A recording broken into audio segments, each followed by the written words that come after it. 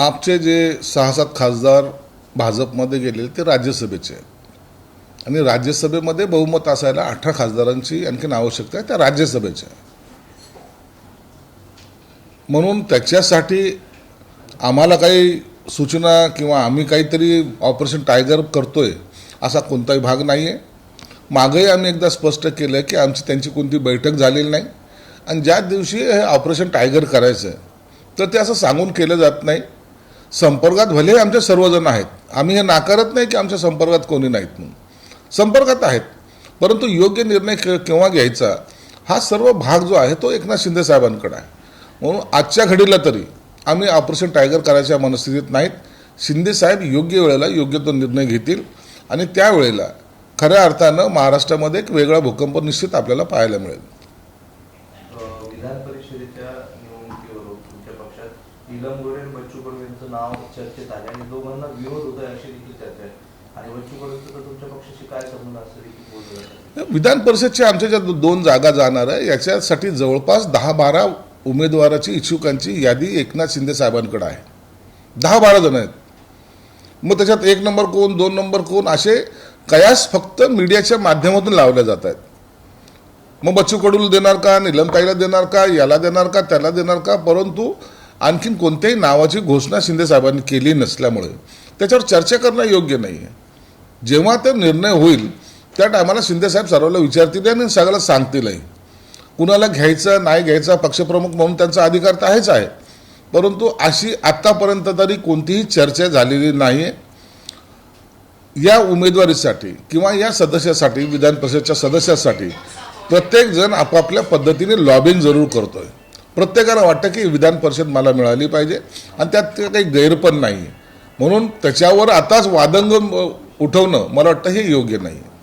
रिक्षा चालकांच्या मराठी सक्तीवरून सगळं सुरू असताना तुमच्या पक्षाचे संजय निरुपम यांनी विरोध केला आहे आणि आंदोलनाचा इशारा देखील दिला आहे. तिकडे सरकारमध्ये महाराष्ट्रामध्ये काम करणारा प्रत्येकाला मराठी आली पाहिजे हे सगळ्यांचं मत आहे, परंतु अचानक निर्णय घेऊन उद्यापासूनच मराठी बोल असा आग्रह करणं मला वाटतं थोडासा कन्फ्युजनचा भाग आहे.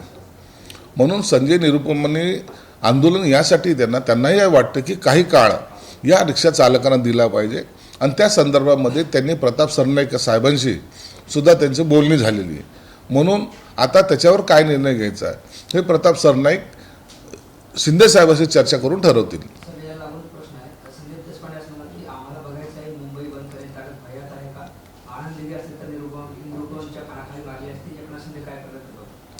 हे बघा, मुंबईत बंद करायची ताकद भैया वगैरे यांच्यामध्ये नाही आहे आणि उगाच कुणाच्या ताकदीला आपण कशाला आव्हान द्यायचं. त्यांची ताकद किती, आपण मराठी माणसं आहोत, आपली मुंबई आहे, आपण मुंबईवर राज्य हे आपलं असलं पाहिजे, त्यासाठी आपल्या सगळ्यांचा आग्रह आहे.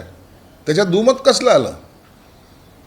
आणि हे आता जे बोलत आहेत, आता काही ठिकाणी गुजराती लोक आहेत, काही ठिकाणी मारवाडी लोक आहेत, काही ठिकाणी जैन लोक आहेत, काही ठिकाणी UP बिहारचे लोक आहेत.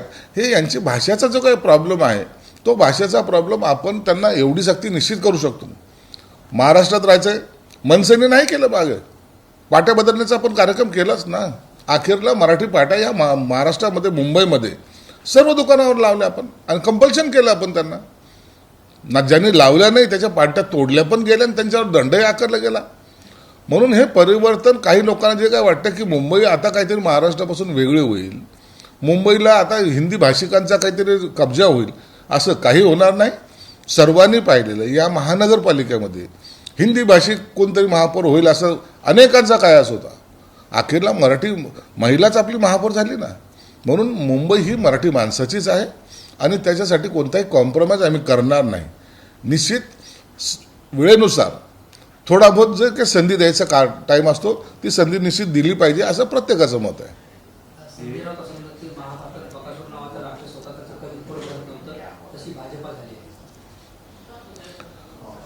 संजय राऊतला आता डिप्रेशन आलेलं आहे, कुणाच्या बाजूने बोलावं हा त्याच्यासाठी मोठा विषय झालेला आहे.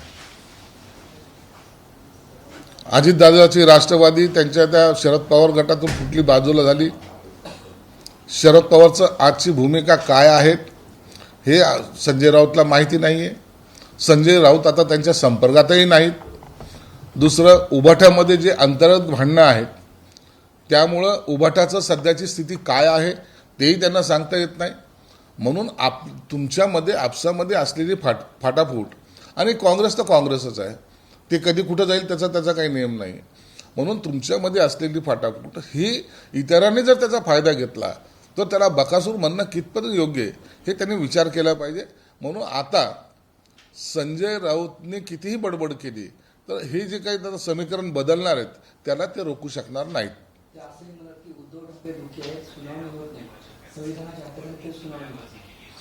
उद्धव ठाकरे का दुखी आहे त्याचं खरं कारण संजय राऊतला माहिती आहे. आणि उद्धव ठाकरे साहेब दुखी आहेत म्हणून संजय राऊत का दुखी आहेत याचंही कारण संजय राऊतला माहिती आहे. म्हणून इतरांकडे विषय डायव्हर्ट करण्यापेक्षा हे दुःखाचं तुम्ही दुखी और हंबी दुखी ही आता जे काही चालू आहे ना त्यांचं रडगाणं, त्याचे कारणं वेगळे आहेत, हे बोलतायत वेगळे. नागपूरला बागेश्वर महाराजांनी वादग्रस्त वक्तव्य केलंय.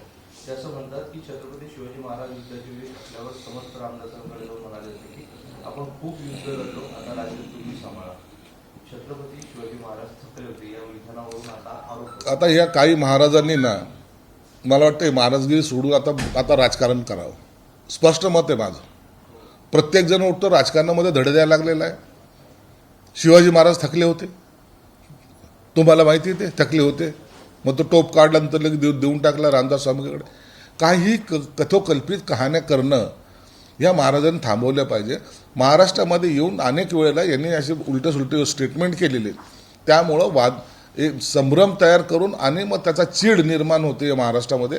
असा प्रकारचा संभ्रम निर्माण करण्यापेक्षा महाराजगी सोडून आपण राजकारण केलं तर त्याबद्दल आमचं काही दुमत नाही. पुण्यात महाराष्ट्र राज्याच्या पहिल्या महिला भावी मुख्यमंत्री सुनित्रा पवार असे बोर्डिंग लागले. हे पक्षाचा असतो, अजेंडा असतो. सुनित्रा पवार मुख्यमंत्री झाल्या पाहिजे, त्या पक्षाच्या नेत्यांचं मत असेल तर त्याला काही असं गैरसमजुतीतून काही घेण्याचं काही कारण नाही आहे. उद्या आम्ही एकनाथ शिंदे साहेबांचे बोर्ड लावले म्हणजे याचा अर्थ काय आम्ही त्यांना मुख्यमंत्री म्हणून पाहू इच्छित नाही का? आम्हाला एकनाथ शिंदे साहेब मुख्यमंत्री म्हणून पाहिजेत. देवेंद्र फडणवीस साहेबांचे बॅनर लागले नव्हते का मुख्यमंत्री एकनाथ शिंदे साहेब असताना? हे राजकारणामध्ये प्रत्येक पक्षाला आपल्या पक्षाचा नेता हा सर्वोच्च पदावर असावा हे वाटणं कोणत्याही प्रकारचं गैर नाही. बागेश्वर धाम असे म्हणतात की हिंदूंनी 4 मुलं जन्माला घालावी, नाही आल्याचं समजले. आता म्हणून म्हणलं ना, आता ह्या महाराज काही लोकांनी ना, काही महाराज असे टिपिकल महाराज आहेत, त्यांनी आता ते महाराजगी सोडून आता ते राजकारण करावं. आता 4 मुलं पैदा करावेत का 6 मुलं पैदा करावेत, आता यांच्याकडून जर का करावं लागलं तर इथं आश्चर्य होऊन जाईल. म्हणून अशाच प्रकारचे वक्तव्य करून नेमके तो समाजाला काय दिशा द्यायची हे एकदा त्यांनी ठरवलं पाहिजे. तुमचे आमदार संजय गायकवाड यांच्यावर अदखलपात्र गुन्हा दाखल झाला आहे. मात्र हा साधा गुन्हा दाखल झाला असं आम्ही यांचं म्हणणं त्या पोलीस अधीक्षकांना भेटणार आहे. गंभीर गुन्हा असताना फक्त अदखलपात्र गुन्हा कसा दाखल झाला? संजय गायकवाडांनी त्या संदर्भामध्ये स्पष्टीकरण काय द्यायचं ते दिलेलं आहे. परंतु नियमानुसार किंवा कायद्यानुसार जे काही असतील ती कारवाई पोलीस करतायत. म्हणून आता त्याच्यावर पुन्हा नवीन वाद निर्माण आम्हाला करायचं नाही. संजय गायकवाडनी त्यांनी त्यांचं स्पष्टीकरण त्या संदर्भात दिलेलं आहे.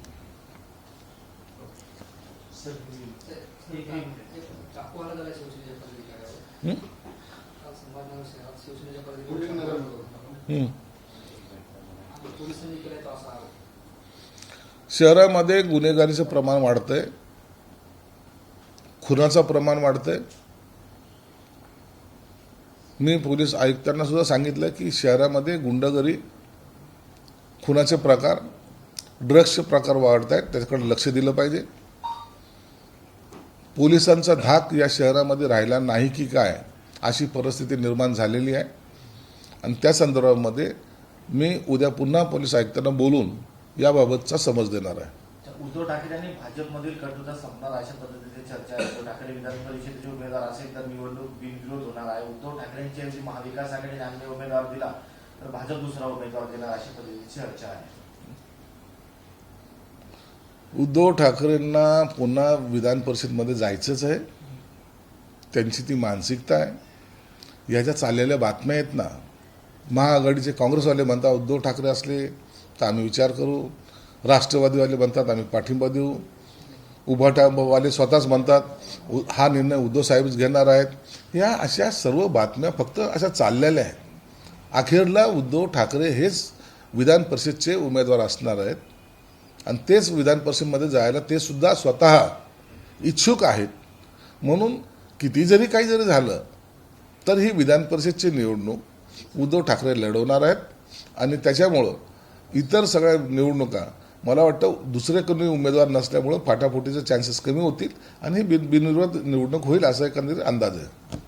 दुसरं असं आहे की ग्रामपंचायतीपासून तर संसदेपर्यंत भाजप सत्ता काबीज करतायत आपलं दिसतं. आता ते वैद्यकीय क्षेत्रामध्ये पण उतरलेले आहे. महाराष्ट्र वैद्यकीय परिषदेची निवडणुका ते लढवत आहेत. राज्यभरातले IMAच्या माध्यमातून अधिकृत पॅनल भाजपचा विजय करा असं त्यांनी आवाहन केलेलं आहे. पक्ष आहे, पक्ष वाढण्यासाठी प्रत्येकजण मेहनत करतो, आम्ही करतोय.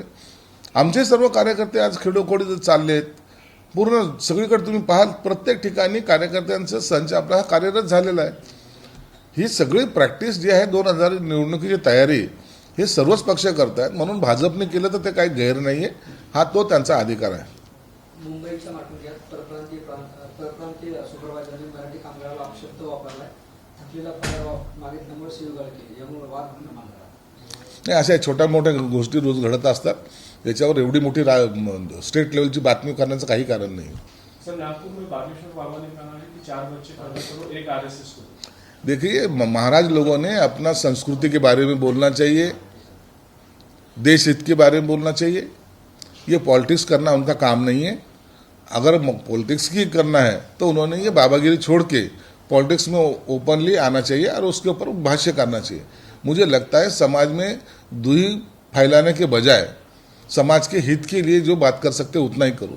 4 बच्चे पैदा करो, 6 बच्चे पैदा करो और कुछ करो, ये कहना महाराज लोगों का काम नहीं है. और मुझे लगता है ऐसा एक दौर ये देश में ऐसा आया है कि हर कोई पॉलिटिक्स पे ज़्यादा बोलने लगा है और धर्म पे कम बोलने लगा है. प्रधानमंत्री नरेंद्र मोदी ने दावा किया है कि पश्चिम बंगाल में पहले चरण के मतदान में बदलाव की लहर स्पष्ट कर दी है. उन्होंने TMC पर वार करते हुए लोकतंत्र के मंदिर को कुचलने की बात कही. पहले चरण में जो चुनाव हुए आप लास्ट टाइम भी देखेंगे, उसी क्षेत्र में बीजेपी के सदस्य ज़्यादा चुन के आए थे और मुझे लगता है वो ट्रेंड वहाँ कायम रहेगा, ऐसा एक अंदाज है. दूसरे चरण में क्या होगा इसके ऊपर पूरे भारतवर्ष की उनके ऊपर नज़र है. वहाँ से कौन सा आउटपुट मिलेगा वही सत्ता बना पाएगा. इसलिए अभी 29 तारीख को जो भी चुनाव मतदान होगा उसके बाद ही इसके ऊपर भाष्य करना उचित होगा.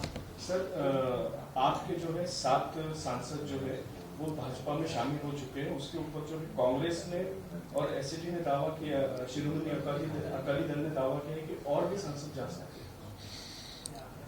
ये जो सांसद है, जो राज्यसभा के सांसद है, ये अभी पार्टी में जो उनको भवितव्य नहीं दिख रहा है, वो चाहते हैं कि अभी अपन पार्टी में नहीं रहना चाहिए. और कुछ पार्टी में ऐसा भी है कि खुद की हुकूमत, पार्टी लीडर जो होते हैं ना, खुद की हुकूमत ये सांसदों के ऊपर लादने की कोशिश कर रहे हैं. तो ये हर कोई उसको एक्सेप्ट नहीं करेगा. इसलिए वो आज 7 सांसद वहाँ के फूट चुके. और अकाली दल रहो या कांग्रेस हो, वहाँ के भी कुछ सांसद चाहते हैं कि अब अपन यहाँ रहना उचित नहीं है. नेतागण जो है उनके हेड, वो उनकी बात मानते नहीं, ना उनकी बात सुनते नहीं. इसलिए ये दौर अभी चलते रहेगा. मुझे लगता है और भी राज्यसभा के सांसद फूट के भाजपा में जाएंगे जरूर. मोहन भागवत ने कहा है कि भारत जल्दी विश्व गुरु बनेगा.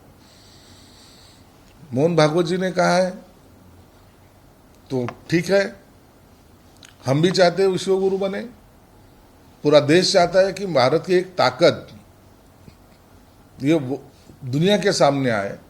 थोड़ी ताकत जो अपन दिखाने की कोशिश की थी पाकिस्तान के बाद, उसके बाद हमले के बाद, वही ताकत अभी और बढ़ाने की कोशिश ज़रूर भारत कर रहा है. और मुझे लगता है कुछ दिनों में, कुछ सालों में भारत ये महान शक्तिशाली देश बनेगा जरूर. ममता बनर्जी ने नरेंद्र मोदी से कहा है कि यमुना में डुबकी लगाए जो कि प्रदूषित है.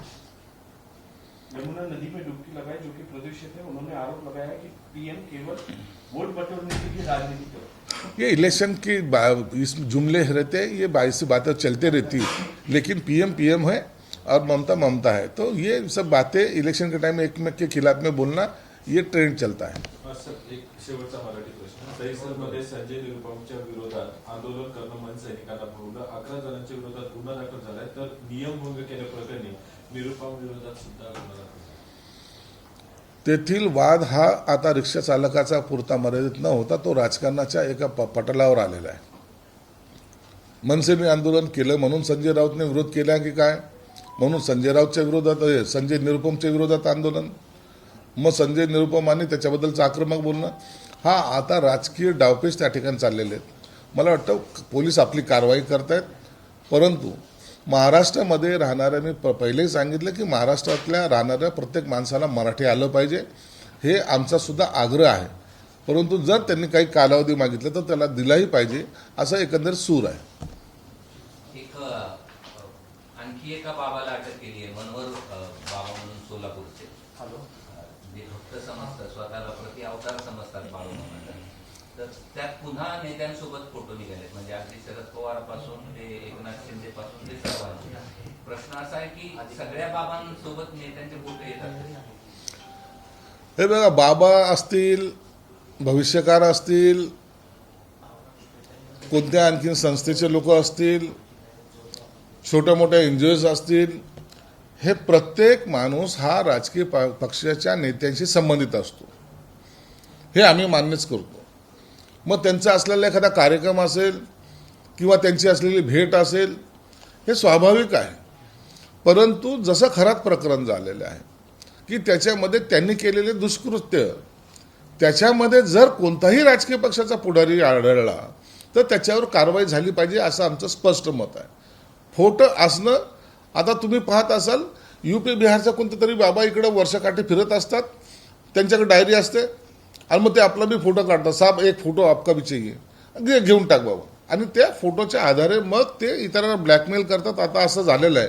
म्हणून यापुढं राजकीय पुढारी सुद्धा आता बाबांसमोर फोटो काढायला घाबरतील आणि मला वाटतं ते फोटो देणार नाहीत. परंतु जर कोणत्याही कृत्यामध्ये राजकीय पुढारी किंवा अधिकारी असेल तर त्यांच्यावर कारवाई झाली पाहिजे, हे आमच्या पक्षाची स्पष्ट भूमिका आहे.